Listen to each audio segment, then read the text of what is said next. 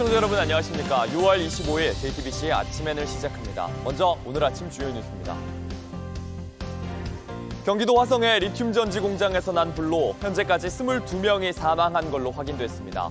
3만 5천 개가 넘는 배터리에 한꺼번에 불이 붙었습니다. 사망자 대부분이 외국인 노동자였습니다. 야간 수색을 통해 실종자 1명의 휴대폰 위치가 확인됐지만 아직 발견하진 못한 상태입니다. 경찰 수사본부는 합동 감식을 벌일 계획인데 잠시 후 현장을 연결합니다. 북한이 어젯밤 오물풍선을 보름 만에 또 날려보냈습니다. 서울시는 안전문자를 통해 적재물 낙하에 주의하고 발견 시 군부대나 경찰에 신고 바란다고 당부했습니다. 북한과 러시아가 밀착하면서 미국 보수 진영에서 한국 핵무장에 대한 얘기가 나오고 있습니다. 하지만 미국 정부는 한미 간에 맺은 워싱턴 선언으로 충분하다고 선을 그었습니다. 경기도 화성의 리튬 전지 공장에서 큰 불이 났습니다. 지금까지 30여 명의 사상자가 발생했는데 역대 최악의 화학 공장 사고입니다. 지금은 불이 모두 꺼졌는데 사고 현장 연결해 보겠습니다. 오원석 기자, 지금까지 사망자는 22명이고 아직 실종자가 있죠. 실종자의 휴대폰 위치는 확인이 됐는데 아직 찾진 못했습니까? 네, 그렇습니다. 소방은 어제 오후 3시쯤부터 오늘 오전 1시쯤까지 수색 작업을 벌였지만 아직 실종자를 찾지 못했습니다. 어제 실종자의 휴대폰 위치를 추적한 결과 사고가 발생한 화재 현장 인근인 것까지는 확인이 됐는데 정작 실종자를 찾는 데는 실패한 겁니다. 소방은 조금 전인 오전 7시쯤부터 수색 작업을 재개했습니다. 네, 이 불이 처음 어떻게 시작된 건지 파악이 됐습니까? 네, 이번 불은 어제 오전 10시 30분쯤 공장 2층에서 시작됐습니다. 리튬 전지에 불이 붙었고 불이 난 지점에 있던 전지 약 3만 5천 개의 불이 옮겨 붙으면서 사상자가 크게 늘어났습니다. 어제 본격 수색이 시작되기 전 소방은 실종자를 23명이라고 발표했는데 수색이 진행된 뒤 22명이 숨진 채 발견돼 실종자 대부분이 숨진 채 발견된 참사로 이어진 겁니다. 불은 어제 오후 3시 10분쯤 초진이 완료됐고 소방 대응 단계도 어제 오후 9시 50분쯤 1단계로 낮췄습니다. 소방은 아직 완진 조치를 내리지는 않고 있습니다. 현장에서 육안으로는 불이 완전 꺼진 걸로 보이는데요. 리튬 전지 공장 화재는 언제든 다시 살아날 수 있고 긴장감을 늦추지 않겠다는 의도로 풀이됩니다. 네, 사망자 대부분이 외국인 노동자였는데 신원 확인에 어려움을 겪고 있다고요? 네, 사망자 22명 중에서 중국인 18명을 포함해 외국인은 총 20명, 한국인은 2명이었습니다. 현장에서 수습한 시신 대부분은 강한 불길과 열에 노출되면서 훼손 정도가 매우 심하다고 소방은 발표했습니다. 사고 소식을 듣고 달려온 실종자 가족의 목소리 잠시 들어보겠습니다. 사망인지 지금 어떻게 명단인데 확인해야 돼요. 지행 검사를 해야 확인할 수 있다. 지행 검사 자식이가 중국인인데. 이 사람 맞다. 네, 정부는 사고 유가족의 입국과 체류 그리고 심리치료 지원을 약속했습니다. 네, 오늘 실종자 수색과 함께 사고 원인에 대한 조사도 시작됩니까? 네, 맞습니다. 소방은 오늘은 현장에 구조견까지 투입해 어제보다 더 정밀하게 현장을 수색한다는 계획입니다. 경기 남부경찰청에서는 전담 수사본부도 꾸렸습니다. 경찰 수사본부는 잠시 뒤인 오전 10시 30분부터 소방과 국가수, 고용노동부 등과 함께 현장 합동 감식을 벌인다는 계획입니다. 핵심은 공장 2층에서 불이 시작된 원인을 찾는 겁니다. 윤석열 대통령도 어제 오후 현장을 찾아 안전한 구조 활동과 철저한 대비책 마련을 지시했습니다. 지금까지 현장에서 JTBC 오원석입니다. 화재 현장에 있던 사람들은 불이 났을 때의 상황이 마치 전쟁터 같았다고 합니다. 3만 5천 개가 넘는 배터리에 한꺼번에 불이 붙으면서 연쇄 폭발을 일으킨 건데요. 리튬에 물이 닿으면서 더 크게 폭발해서 진압도 어려웠습니다. 하예빈 기자입니다. 하늘을 뒤덮는 검은 연기 사이로 시뻘건 불길이 솟구칩니다. 폭발이 이어지면서 순간적으로 섬광이 번쩍이다 사그라들기를 반복합니다. 공장 안 배터리들이 터지면서 폭발음이 크게 반복적으로 울렸고 거의 전쟁터 느낌 날 정도로 소리가 엄청났어요. 파편은 300m 떨어진 곳까지 날아가기도 했습니다. 파편이 너무 터지니까 무서워가지고 지금도 진정이 안 돼. 벌벌 떨려. 무서워 죽겠어. 눈물 날 정도로. 소방당국은 공장 2층 배터리 보관 창고에서 불이 시작돼 연기가 피어올랐고 이후 주변 배터리로 순식간에 번졌다고 설명했습니다. 그 흰 연기가 급격하게 발화해서 작업실 공간 전체를 뒤덮는데 약 15초밖에 안 걸렸습니다. 화재 당시 공장 2층에는 리튬 배터리는 3만 5천 개가 넘게 있었습니다. 리튬은 물이 닿으면 더 크게 폭발할 수 있기 때문에 진압이 더 쉽지 않습니다. 이 때문에 리튬에서 발생한 불은 D급 화재로 분류하고 어느 정도 가라앉은 후에야 물과 모래 등을 투입해 끌 수 있습니다. 리튬이 타면서 나오는 유독가스도 피해를 키웠습니다. 경찰은 실종자를 마저 발견하더라도 신원 확인에 시간이 더 걸릴 걸로 내다봤습니다. 늦은 밤까지 화재 현장과 인근 장례식장을 오간 유가족들은 허망함을 감추지 못했습니다. 같은 교통 동포들이라도 잘 살아보자고 이들이 먼 곳에서 왔는데 억울해요. 이게 억울해요. JTBC 하혜비입니다. 북한이 어젯밤 오물풍선을 또 날려보냈습니다. 올해로 벌써 5번째입니다. 합동참모본부는 오물풍선이 북서풍을 타고 경기 북부에서 남동 방향으로 이동했다고 밝혔습니다. 서울시도 안전문자를 통해 서울 상공에 오물풍선이 진입한 것이 확인됐다면서 시민들께서는 적재물 낙하에 주의하고 발견 시 군부대나 경찰에 신고 바란다고 당부했습니다. 한편 앞서 날아왔던 오물풍선을 정부가 분석했더니 기생충이 검출됐고 우리가 과거 지원했던 의류들이 찢어진 상태로 담겨 있었습니다. 그동안 파행을 거듭하던 22대 국회의 원구성이 마무리됐습니다. 국민의힘이 야당에 남겨둔 국회 상임위원장 7자리를 수용했기 때문인데요. 하지만 특검 법안과 쟁점 법안 처리를 놓고 여야 힘겨루기가 계속되면서 파열음은 계속될 걸로 보입니다. 이재승 기자입니다. 국민의힘이 7개 국회 상임위원장 자리를 결국 맡기로 했습니다. 추경호 원내대표는 어제 의원총회 직후에 남은 상임위원장 자리를 가져오겠다고 했습니다. 민주당의 폭주를 막기 위해 국회 등원을 결심하였습니다. 모렴치에 맞서 더 처절하고 치열하게 싸우겠습니다. 국민의힘은 당장 오늘로 예정된 법사위, 국토위, 과방위 전체 회의에 참석하기로 했습니다. 국회 법사위에선 더불어민주당이 당론으로 추진 중인 방송 3법을 두고 여야가 격돌할 전망입니다. 국토위는 전세 사기 피해자 지원 대책과 관련한 청문회를 열고 과방위는 라인 야후 사태 등 현안 질의에 나섭니다. 민주당은 최상병 특검법을 6월 임시국회에서 처리할 뿐 아니라 국정조사도 병행해 쌍끌이로 여권을 압박하겠다는 구상입니다. 국민의힘은 21대 국회에서와 마찬가지로 거부권 카드를 활용할 것으로 보입니다. 여소야대 상황에서 여당으로선 대통령에게 거부권 행사를 건의하는 것이 사실상 유일한 카드이기 때문입니다. 교섭단체 대표 연설과 대정부 질문에서도 민주당의 파상 공세가 펼쳐지며 정부나 여당과의 격돌이 예상됩니다. 6월 국회에서 교섭단체 연설과 대정부 질문 또한 조속히 모두 진행되어야 한다는 입장에 변화가 없습니다. 다만 국민의힘 추 원내대표가 협상 결과에 책임을 지고 사의를 표명하면서 6월 국회 의사 일정이 당장 정상적으로 이뤄지기 어려울 것이라는 관측도 나옵니다. JTBC 이재승입니다. 북한과 러시아의 밀착으로 커지는 북핵 위협에 대해 미국 정부가 한미 간에 맺은 워싱턴 선언으로 충분하다 이런 입장을 밝혔습니다. 미국 보수 진영에서 나오는 한국 핵무장 논의에는 선을 그었습니다. 워싱턴 김필규 특파원입니다. 워싱턴 미 외교협회 세미나에 나온 커트 캠벨 미 국무부 부장관에게 푸틴 러시아 대통령과 김정은 북한 국무위원장의 회담 이후 한반도 정세를 묻는 질문이 이어졌습니다. 캠벨 부장관은 일단 현재의 억제력으로도 충분하다는 입장을 보였습니다.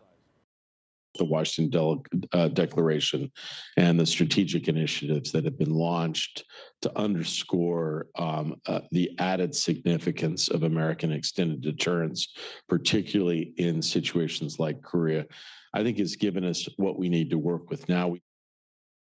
워싱턴 선언 이외의 추가적인 조처는 필요하지 않다는 답변입니다. 지난해 4월 한미 정상들은 미국이 한반도의 확장 억제를 강화하는 대신 한국은 자체 핵무장을 하지 않는다는 합의로 워싱턴 선언을 발표했습니다. 하지만 최근 북러가 밀착하면서 미국 보수 진영에선 한국 핵무장에 대한 이야기가 나오고 있습니다. 상원 군사위원회 공화당 간사인 로저 위커 의원은 미국의 전술 핵무기를 한국에 재배치하는 걸 검토해야 한다고 밝혔습니다. 트럼프 정부에서 국가안보회의 선임보좌관을 지낸 앨리슨 후커는 한국이 자체 핵무장을 향해 계속 나아가고 있으며 심화되는 북러 관계가 더 그렇게 내몰고 있다고 말했습니다.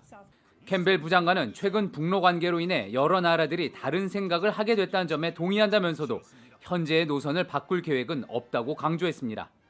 The United States is quite focused on underscoring the strength of our extended deterrence commitments to the countries of Northeast Asia, Japan and South Korea in particular.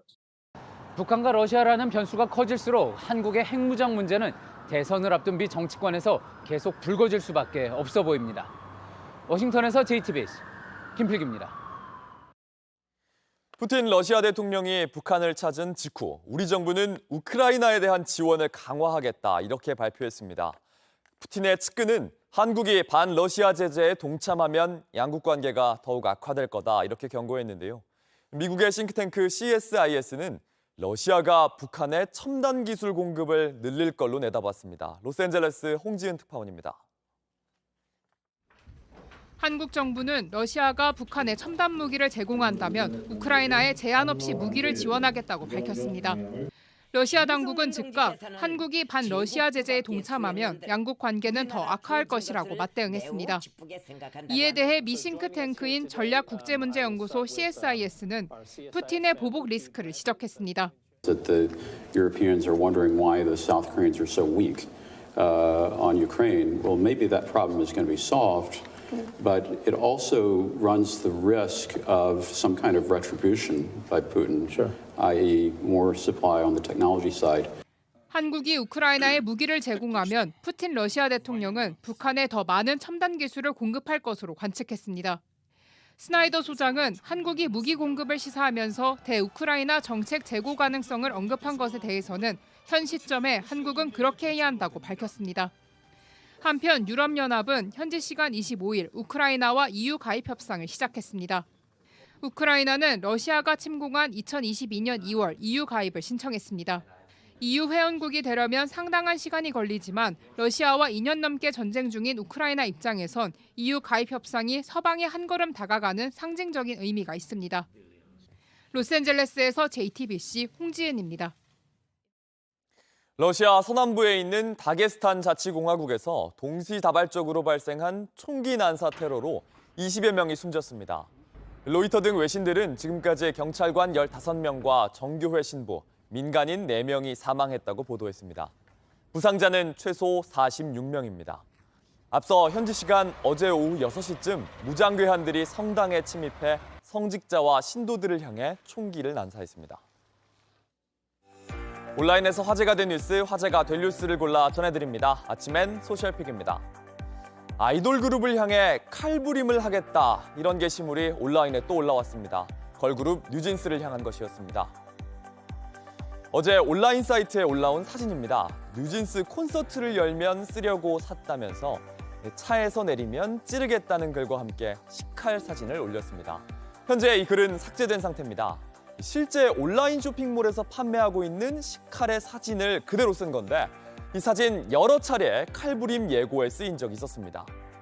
지난 3월에 여고에서 최소 10명을 찌르겠다며 올린 글에 같은 사진이 올라가 있습니다.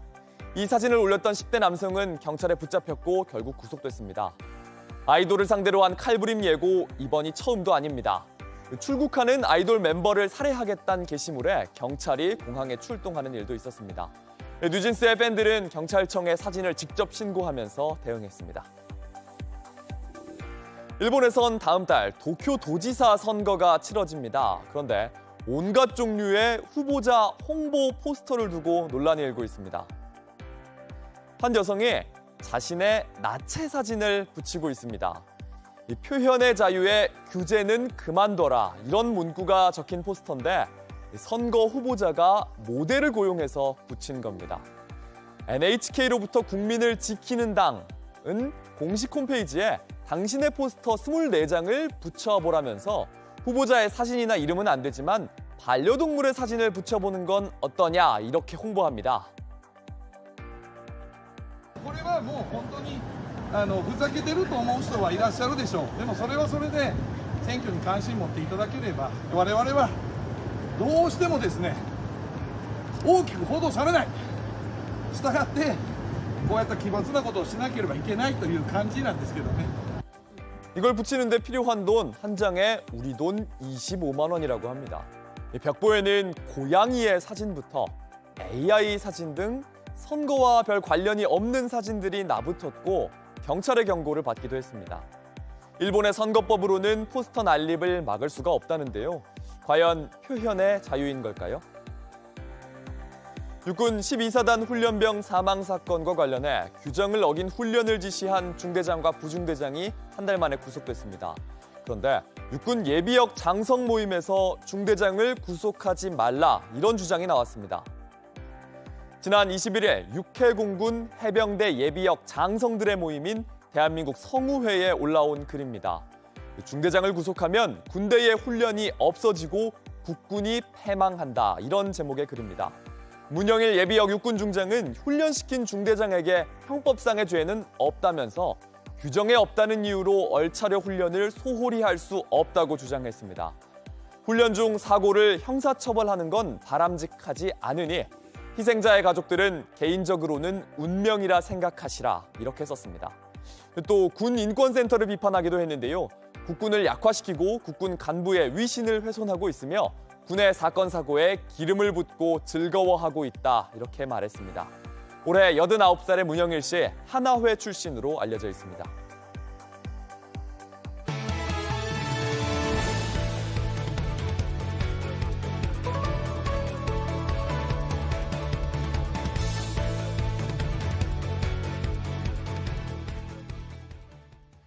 대통령실에서 경찰 전화가 올 거라고 했다.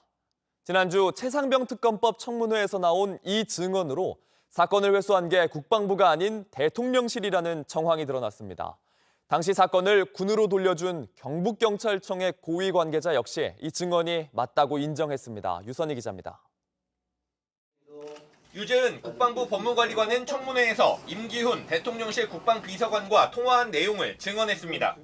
임기훈 비서관은 전화가 와서 경북한테 나한테 전화가 올 거다라는 말을 해줬습니다. 그래서 그 부재중 전화가 경북일 거라고 예측하고 경북경찰에 다시 전화한 것입니다. 지난해 8월 2일 오전 해병대 수사단이 경찰로 넘긴 최상병 순직 사건 회수를 시작하기도 전에 임 전 비서관에게 연락을 받았고 경찰에서 전화가 올 거라는 사실까지 미리 말해줬다는 겁니다. 당시 유 법무관리관과 통화한 전 경북경찰청 수사부장은 JTBC에 이 증언이 사실이라고 말했습니다. 당시 경찰청 국가수사본부 이모 과장이 전화해 국방부가 항명 때문에 난리가 났다. 사건을 다시 가져간다고 했다고 말했고 국방부 담당자인 유 법무관리관의 전화번호를 받아 먼저 전화했다고 했습니다. 경북청이 먼저 전화했는데 유 법무관리관이 받지 않았고 유 법무관리관이 다시 전화해 사건 회수를 협의했다는 두 증언이 일치합니다. 당시 경찰청 이 과장은 경북청 수사부장과 통화 전 공직기강 비서관실 행정관과 통화한 사실이 알려진 바 있습니다. 이에 따라 이종섭 당시 국방부 장관의 항명수사 지시로 국방부가 주도해 사건을 회수한 게 아니라 대통령실이 경찰로 먼저 연락해 유 법무관리관을 통해 사건 회수 논의가 시작된 정황이 더욱 뚜렷해졌습니다.